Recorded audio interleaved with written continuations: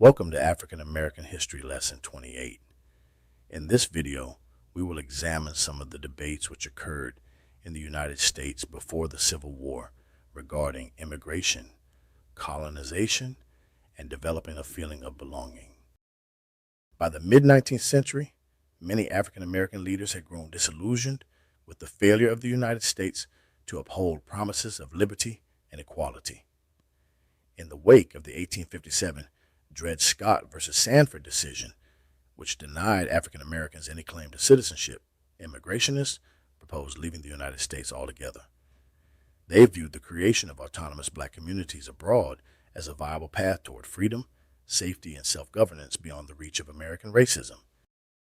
African American immigrationists considered West Africa, the Caribbean, and Latin America to be ideal destinations because of their sizable Afro-descendant populations and cultural, historical, and linguistic ties to the African diaspora.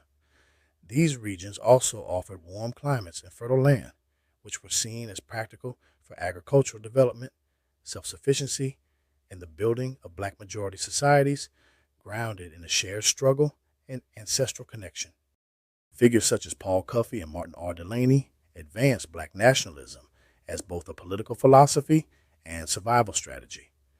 They argued that unity, racial pride, and control over their own political destinies were essential to resisting systemic oppression.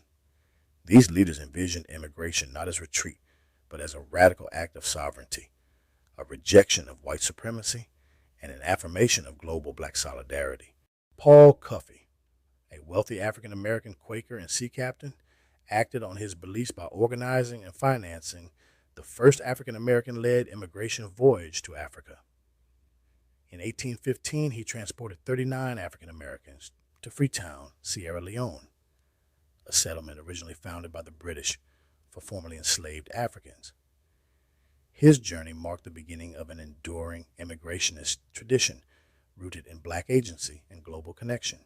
In contrast, many black abolitionists rejected immigration, arguing that African Americans were entitled to the rights and liberties promised by the U.S. Constitution. They believed in fighting to claim their rightful place as full citizens and saw themselves as having an undeniable claim to birthright citizenship. For these anti-immigrationists, the struggle for justice was a fight for inclusion within the American body politic, not abandonment of it. The Fugitive Slave Acts of 1793 and 1850 rendered even free African Americans vulnerable to kidnapping and re-enslavement. As a result, prominent activists like Frederick temporarily relocated to Britain and Ireland for safety. From abroad, they continued to denounce slavery, publish anti-slavery works, and forge transatlantic networks that strengthened the moral and political foundations of the abolition movement. In his 1857 speech, West India Emancipation, delivered on the anniversary of British abolition in the Caribbean, Frederick Douglass reflects on the triumph of emancipation in the West Indies as both a moral victory and a political rebuke to American slavery.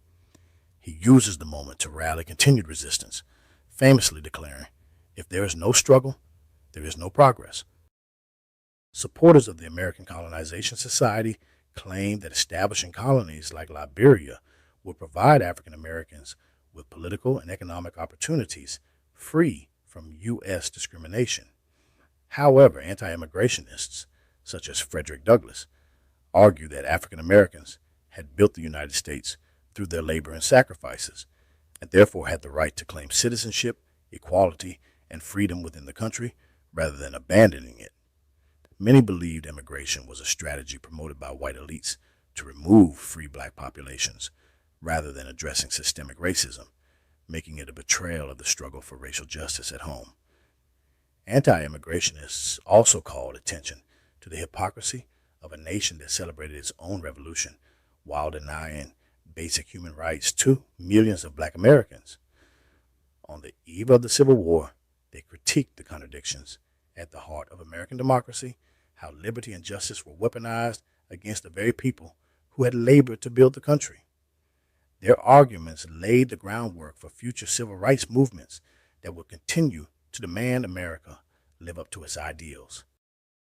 Thanks for watching. If you enjoyed this video, Please like, comment, share, and subscribe to the channel. Also, please follow us on the social media platforms listed on the screen.